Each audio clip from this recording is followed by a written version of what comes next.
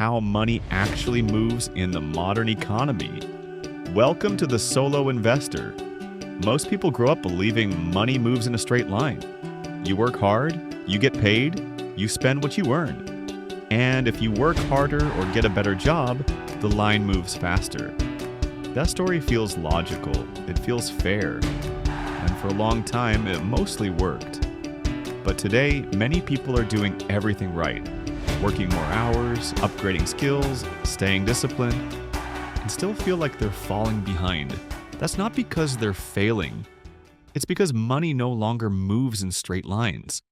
In the modern economy, money doesn't move randomly. It flows through systems. It moves through ownership structures that determine who captures value, through incentives that quietly shape behavior, and through speed and leverage that reward those positioned to scale. Most people never see these forces at work. They only feel the outcomes, like rising costs, unstable careers, and rules that seem to change without warning. That's why the economy can feel unpredictable, even hostile. But once you begin to see the structure beneath the surface, the confusion starts to fade. The patterns become clearer. The outcomes make sense. The economy isn't broken. It's doing exactly what it was designed to do, directing money toward efficiency, scale, and control. For most of history, labor sat close to the source of value. Businesses were smaller, growth was slower, and productivity gains were shared more evenly. If you worked harder, there was a reasonable chance you'd earn more. That relationship has weakened. Today's economy is built on scale. Technology allows a single system to serve millions or even billions of people without requiring millions of workers. Think about it.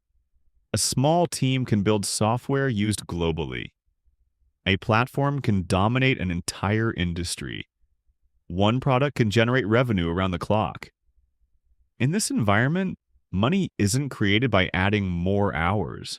It's created by building systems that scale. Work still matters, but it no longer controls the upside. Money enters the economy through risk, not routine. It's created when businesses form, when capital is deployed, when new markets open, and when demand is captured efficiently. This happens long before wages are paid. By the time money reaches a paycheck, it has already passed through layers of ownership, financing, infrastructure, and management. Each layer captures a portion of the value. Paychecks sit downstream. They offer predictability, but limited leverage. That trade-off isn't wrong. It's just important to understand. Since we've established money enters through risk, one of the common risks is capital. Capital comes in as a unique form of risk. Capital behaves differently than labor. Labor is tied to time and location. Capital is mobile. It moves toward efficiency, scale, and predictable returns. And when capital finds a system that works, it concentrates there. This is why large companies attract more investment simply because they're already large. Platforms outperform individual producers.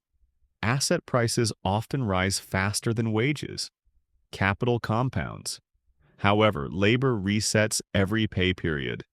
Once you understand this, many modern economic outcomes stop feeling mysterious. A paycheck feels stable because it's familiar.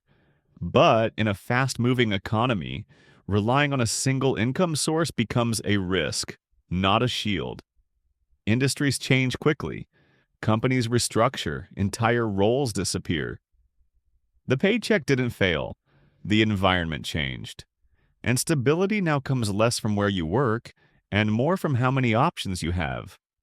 In this new environment, the old rules have faded, but the habits remained. That is why the paycheck fails. Money now moves faster than ever. Markets react in seconds. Payments clear instantly. Algorithms decide where capital flows next. In this environment, position matters more than effort.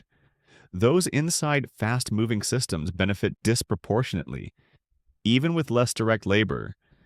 Those outside must work harder just to keep up. Speed rewards placement, not persistence. When money moves quickly, it needs somewhere to settle. That's where assets come in. Stocks, real estate, businesses, and intellectual property don't just store value, they absorb excess capital. As more money enters the system, assets rise first. Wages adjust later, if at all. This is why ownership quietly outperforms income over time. Assets aren't just investments, they are containers for money flow. The modern economy isn't designed to reward effort evenly, it's designed for efficiency. Efficiency concentrates returns. It favors leverage, access, and scale. That doesn't make the system immoral, it makes it predictable. Once you understand this, you stop asking why hard work isn't enough and start asking where money already moves. Smart investors don't fight these dynamics. They learn them. They still earn income, but they don't rely on it alone. They build assets alongside wages. They develop skills that travel. They create systems that generate value beyond their direct labor. They don't chase money. They position themselves where money naturally flows. Money doesn't reward effort in isolation. It rewards positioning.